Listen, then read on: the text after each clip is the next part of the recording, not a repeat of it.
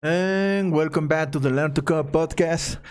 Today we're going to be talking about Java and Java exception handling. So let's get right into it, shall we?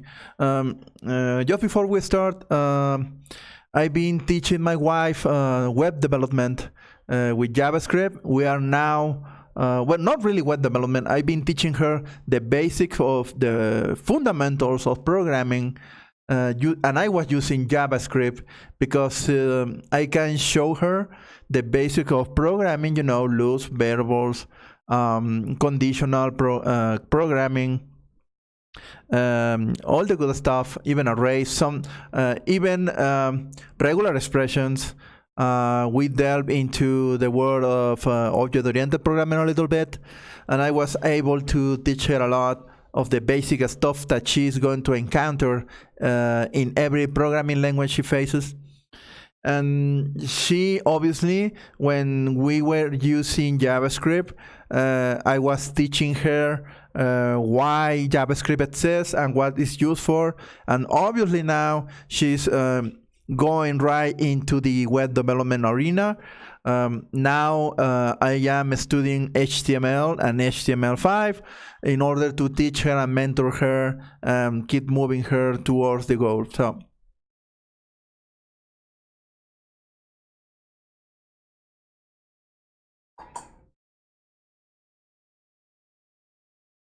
So what we are going to be doing today is watching and solving some code using error handling and exception handling. I'm going to be working with exceptions because it's the most common ways to crash your Java program. Basically, errors and exceptions are things that happen when something goes wrong, very wrong with your program. Errors on one hand are basically raised up when there is a problem with the Java virtual machine itself. So basically that's pretty much out of your hands per se, and more in the realm of you need to check your installation, the version you are using for, etc., etc. And exception handling are the exceptions or are basically exceptions which arise when your program is actually running. In the world of exceptions, we have two kinds: checked exceptions or checked exceptions, which means that check exceptions are basically the exceptions that the compiler can catch before you even compile your program, and you need to solve or throw them around in order to compile your program. And non-check exceptions, which may or may not occur during runtime, and those are not, the compiler is not going to complain too much about them unless you decide to. So let's take a look at some code right now. And there we go. So if you're watching this on YouTube, please subscribe and click the bell icon if you want. And we're watching here a very basic Hello World program. It reads, if you're listening to this in the podcast, it's not something out of the ordinary. You can go to Google and search for Java Hello World example, and you're going to find this very same program or many other that are pretty much like this one. So this reads public class hello world, open curly braces, and this first line is defining the name of the main class that we are going to use on this program. On line number 2, we do have a blank line. On line number 3, bad timing for a call. And on line number 3, we do read public static void main. Public static void main, and this is a string class. Oh my god, that's distracting. Never mind. So on line number 3, we do have the definition or the header of the first method, which is the main method. We do have some words here, which means that this method is public, which means that you can access it in anywhere on this program or even in any other package. The static word means that we don't need to instantiate an object of this class in order to use this method, the void word means that this method is returning 0 in the sense that it's not returning an actual value after its execution finishes. Main is the name of the method, is the main method, and between parentheses we do have an args parameter, which is an array of strings. And then we do have an open curly brace, and right after that, on line number 4, we do have a comment which reads prints hello world to the terminal window. Line number 5 reads system.out.println open parentheses, and between that parentheses we do have a string which reads array is null. Let's just change this to hello world. There we go. So now we do have a hello world program right now. I just saved this, and I do have this on a folder. Nothing special about this folder. I just deleted the hello world.class compile version of this source code. So I only have right now the source code file which I just read to you. So what we're going to do is compile this program into an actual class for Java. So we're going to need to go to our terminal window. I'm using Ubuntu Linux right now. So I already have everything installed. So I'm going to compile the program with Java C space and the name of the file, which is hello world.java. I don't get any output. That means that the compilation process was successful. And to run to execute the program, I only need to write Java space and the name of the main class, which is the hello world class. And now I'm reading on the terminal window hello world. So far so good. This is a very simple hello world program, nothing out of the ordinary. So what we're going to be working on now is with exception handling. As you can see here, I'm working with a very simple hello world program. On line number 3, I do have a lot of things going on here. The main thing that I want you to focus on is on the parameter list. In this case, it's a single parameter, which is a parameter called args. I guess that means arguments. And this is a string array. So if I go back to the terminal window and I try to execute again the program, in this case I'm going to add A space B space C at the end, and the entire thing reads Java space hello world space A space B space C. If I execute that, I still reading hello world. Nothing else has changed. But when I do this, I am able to use this argument list as an array of strings. So what does that mean? If I try to use, instead of hello world, I try to use a concatenated version of that.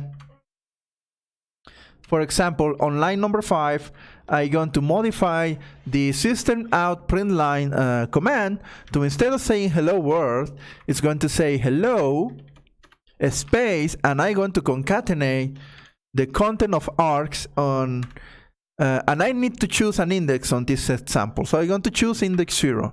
That means that the first thing on the argument list is going to be printed out on the terminal window. I'm going to save this. Let's compile it again. Back on the terminal window, I type in Java C space hello world.java. And now, let's try to execute the program again with Java space hello world space A space B space C.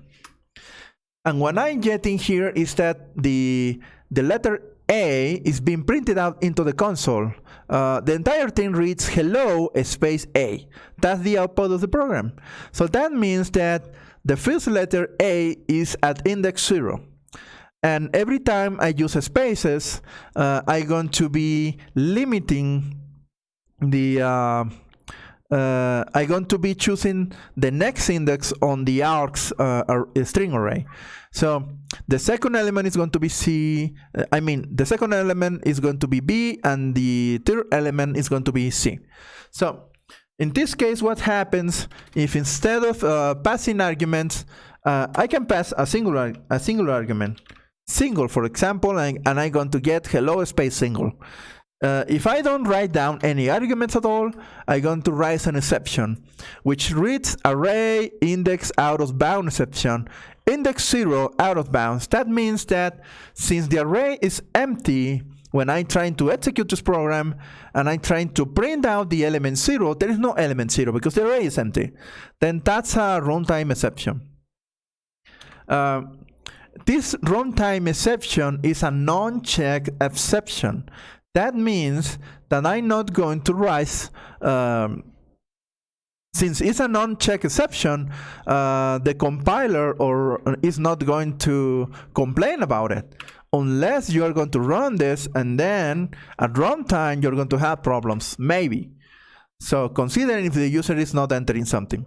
So a simple way to manage this exception, and I see this bias going through the minds of many developers that I have worked on and work with, is the instead of handling the exception itself and raising the exception and give context to the exception and basically ignoring how to work with exceptions, you just stay away from them or basically move around them. And many people do this. And they're basically using conditional code to run away from your problem. In this case, from your non-check exception. For example, I'm going to evade this exception by asking if the args string array has elements or not. How do I ask that? Well, let me see. The args reference in this case is pointing at a string array. So I'm going to ask if the args array has 0 elements. How do I do that? Since the args reference is pointing at a string array, that means that this is an array object. So I may be able to get access to the length property. If the args length property is 0, that means that I don't have any elements on the array. So I'm going to type down on line number 5, I'm going to type if space open parentheses args dot length is equal to equals to 0. Then I'm going to that means that the array is empty.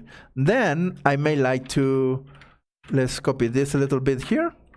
On line number 6, I may like to write down hello world and call it a day, and close curly braces after that, and I'm going to type down an else statement, and the else block is going to contain the actual message, which means that there we go, which means that I may have something here. So in this case, I'm going to write down arg 0. And let's call it a day. Let me see. Well, I am asking here if the args dot length is 0. That means that I don't have any elements on the array, and else I'm going to just print out the element itself. So I'm going to save this and go back to compilation. Let's compile with Java C on the terminal window space hello world.java, and we are compiling the hello world.java program, and now let's run it. If I don't add any parameters at all, I'm going to get hello world, and if I use Java space hello world space Nancy, I'm getting hello Nancy. So far so good. I don't get the exception anymore, and I don't get the any other thing anymore. But the truth is that you are not handling exceptions correctly on this way, and I am afraid that this is a practice. I will call it a bias that I had seen a lot, because in more complex programs, it's really hard for another developer to work on a different code base which you may not be familiarized. And maybe your workaround is not such a good workaround. Let me illustrate that. What happens if I need to, in this particular case, I need to add a number maybe, or for some reason, I do have a null value here. I get the word null because null is being handled as a string. Well, in this case, I always going to have maybe this hello, and nothing shows up. Who knows? You may, for example, if you send an empty string while executing your code, that's pretty much the same as having no elements. So the person programming this would like to think, well, I just add an additional condition here, and the args, and I'm going to refer to index 0. You see what I'm doing here? Dot is empty. It's not empty. So I add in an AND operator followed by the NOT operator, and I am basically asking if the argument's length is 0 and the arguments, the arg0 is empty, then that means that even though I know that I do have something there, I may like to know if the element itself is empty. Then I just write down hello world. Okay, so let's save that. Let's compile it again. And let's try it again to execute hello world. And it reads exception in thread main, array index out of bounds error. So that means that this was false. I did change something here. Okay. No, that's actually right. Well, never mind. It reads if argument 0 is empty. I guess this little bit that I added maybe the problem. So I'm not going to ask if it's empty. I'm going to actually ask if not equals to empty string. That may be the issue here. Maybe it's empty, is not returning what I think is returning. Okay, so okay, there we go. I may actually be asking if the argument on the first element of the string array is an empty string, then just type down hello world. No, here's the thing. I'm using an AND, so these both cannot be the same at the same time. So let's do the pi character. I believe that was the actual issue, because both cannot be true at the same time. I cannot be, I cannot have no arguments and that the first argument is an empty string at the same time, because even though an empty string seems to be nothing, reality is that an empty string is something. So I cannot have both at the same time. So I'm going to try back with the isEmpty method here. Let's compile and run again. There we go. So now it's actually working. So if I don't have the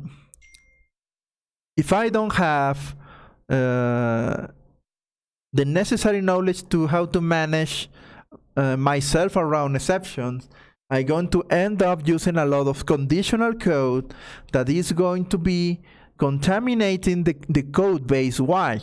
Because all of this is just for handling exceptions. And I do have, it's like using the hammer for something else rather than to hit nails with the head or pulling them out with the bad side. So A hammer is a very versatile tool, that's right, just as the if statement. But the truth is that the if statement place is for business logic and programming logic, not error handling. So this is a bias that I encounter a lot, handling exceptions and errors and executing and runtime mistakes with if statement. That's pretty common on the programming world, and I don't really recommend this, because now you need to explain that all of this, you need to explain to somebody else or yourself in the future that all of this just exists to manage an exception. And it's really easy to make your life or somebody else's life miserable trying to figure out why this code actually exists here. So how do we handle exceptions in the real world? What's the tool for this? And you already know, or you may already know, we use a try-catch block. So instead of managing the exceptions like this, if I run my program like this, for example, it writes down hello world. If I send an empty string, it outputs hello world. If I try Java hello world Jorge, I'm getting hello Jorge. So it works, but the code base is looking like this. I'm basically using an if statement to handle something which already has a tool for that. And we are going to see that tool right now.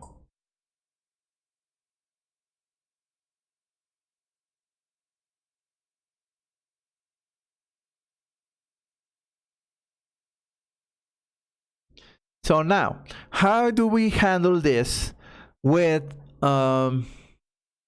using exception handling now? So instead of using this code here, I'm going to manage this with something called a try-catch block. A try-catch block basically tries to run the block inside, and if some exception rises up, it's going to throw an exception.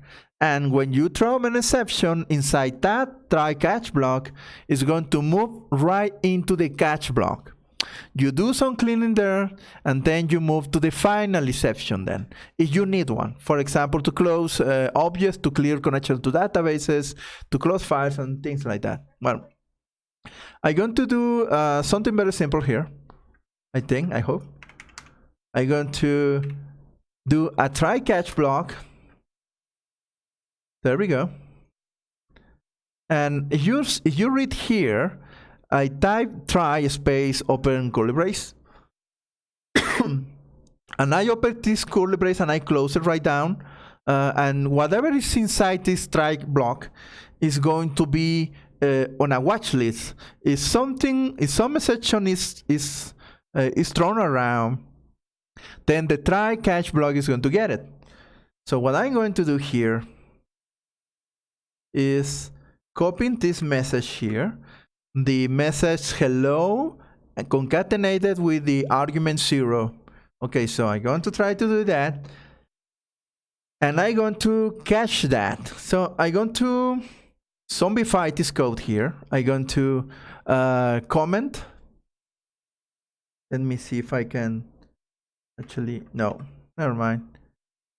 I don't remember the shortcode.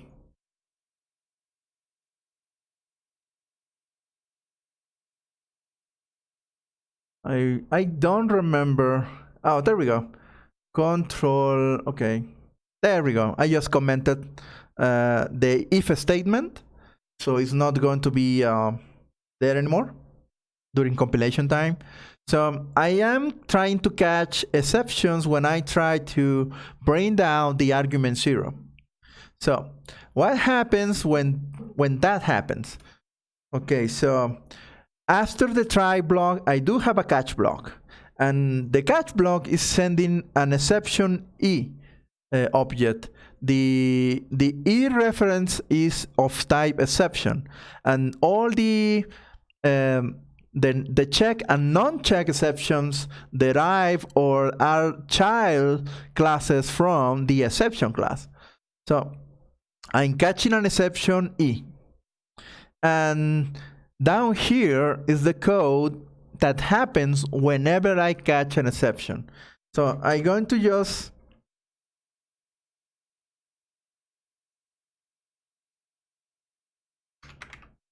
system.out.print line, and I'm just going to write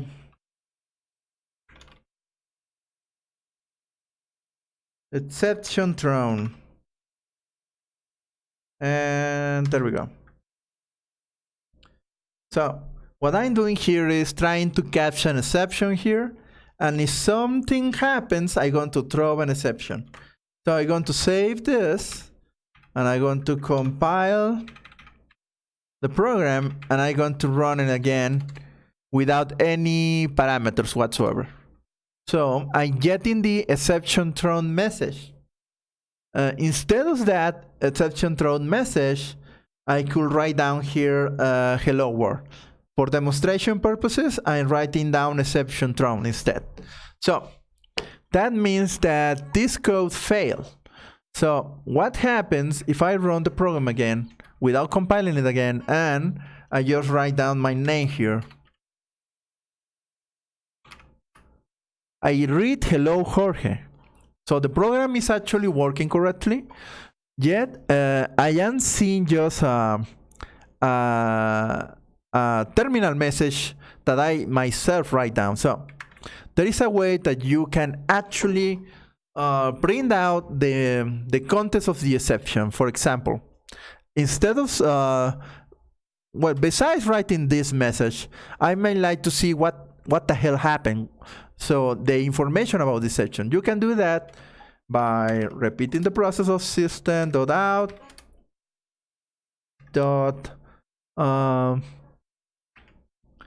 println, and instead of printing out an actual string, you may call the e.getMessage.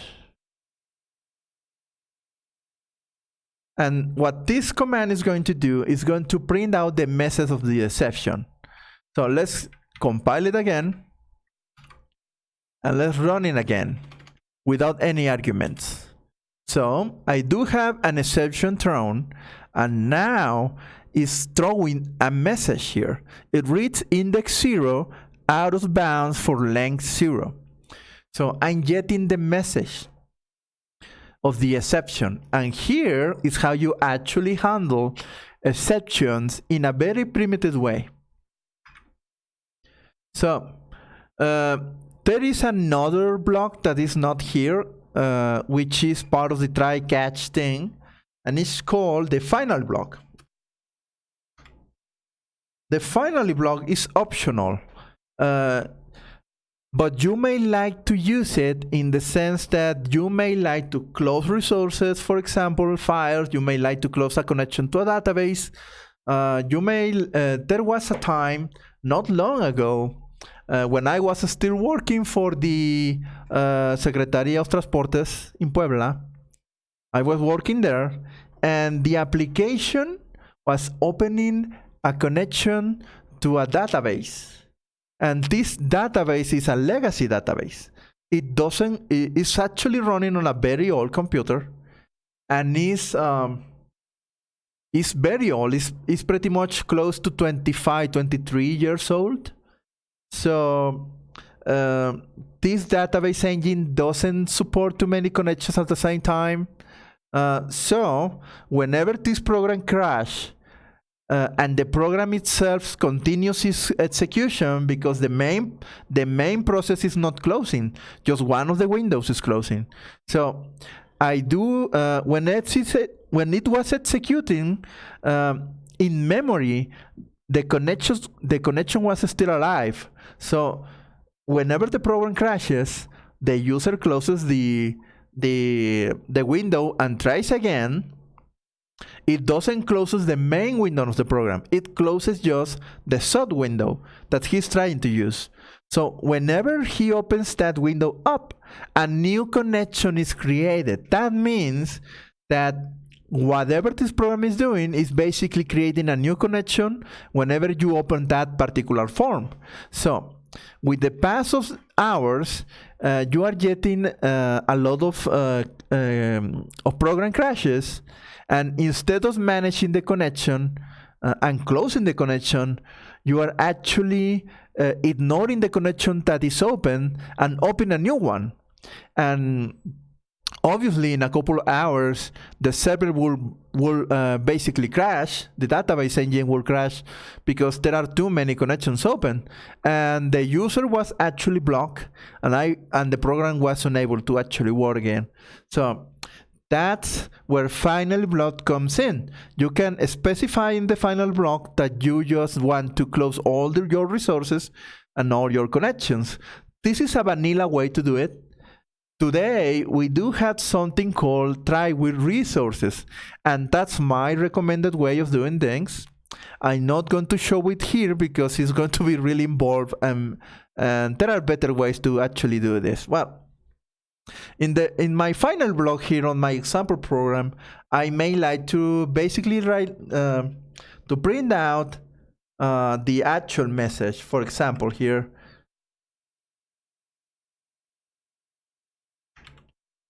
hello world. And this is part of my finally block. So whatever happens, the finally block is going to run whatever happens. It doesn't matter. At the end of the try block, it's going to run the final block. And at the end of the catch block, it's going to run the final block. So I'm going to save this. And let's try it again. Let's compile the program. And let's run it with hello Jorge. So I'm reading hello Jorge, so there was not an exception here. And I'm getting the finally hello world message anyway. So that's the important thing about the finally block. Finally block will run whenever you don't get an exception or you run successfully through the try block. Let's try it again, and let's create an exception.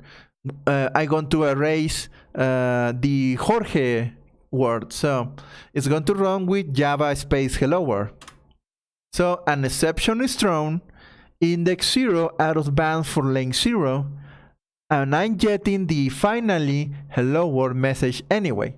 So it is important that you take into consideration that the finally block is going to run no matter what. And it's optional. So this is pretty much how you should be handling exceptions. Don't use this zombie code here. If statements are not the proper way to handle exceptions, just catch the exception and handle it from there. And there is a lot of things to learn still. For example, besides printing out the actual message of the exception, you may like to print out the cause of the exception. The cause of the exception is, let me show you. Let's compile again. And let's run again. So in this case, I'm getting the exception thrown, index 0 out of bounds for length 0, null.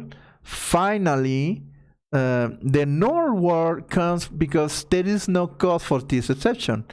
Exceptions are basically classes, where they are basically objects, and one of the constructors of this exception object is that you can actually send another exception, and then you may have the actual origin of the exception and basically link exceptions one to another. And this is really useful because you may like to know, well, this is the exception that was thrown in the end, but what was the cause for this? For example, if I'm getting an exception E, and I'm running into the need of explaining, okay, you know what, I was trying to open a file and I got the file doesn't exist exception, something like that, and I send in the, okay, so I'm not finding the file in the location you specified. That's the cause of this exception. So I'm linking another exception into my current exception here. I don't have a cause for this exception per se. So that's why it's actually writing down null, because I don't have one. But that's basically the mechanics. This is a very involved process. Yet I believe that you should be working with this instead of doing if and else statements. If you want to learn how to work with exceptions, I do recommend you to go to Pluralsight and watch for a course named Java Programming Fundamentals, I think it's called. Let me look it right now, actually.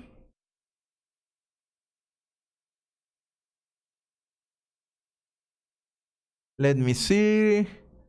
So I can give you the actual name of the course.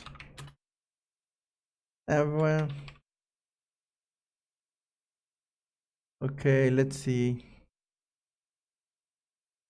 So the course is named Java Fundamentals, the Java Language, from Jim Wilson. I do recommend this course a lot. And you are going to find in a chapter called, inside this course, there is a chapter called Exceptions and Error Handling.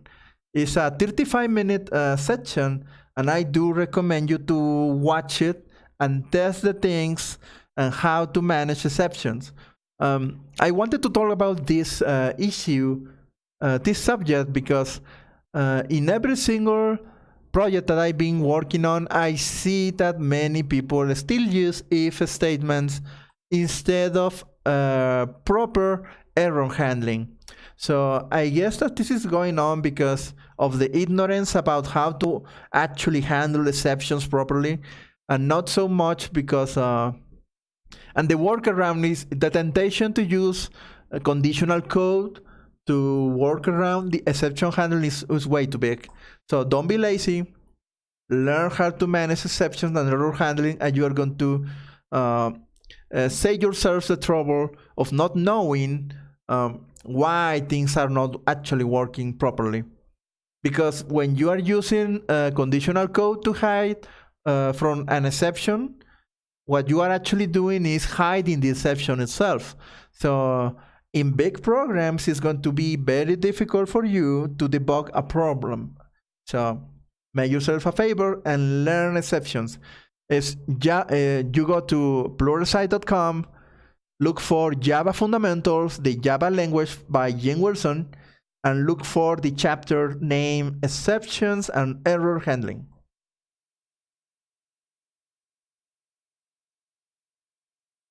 Okay. So now to finish up this episode, I would like to recommend Pluralsight as always. I may like you to recommend to follow me on Twitter at Jorge Escobar, and you can send comments to this episode's video version on YouTube. The channel is named appropriately Learn to Code, all together, no spaces. It's Learn to Code, and I'm going to be posting the link for the YouTube channel on my Twitter account, on this podcast episode's description, and you are getting the podcast link on the YouTube description part. So thank you for coming in, and I'm going to see you later. I'm going to be talking about Java this week, so keep listening for that. Thank you.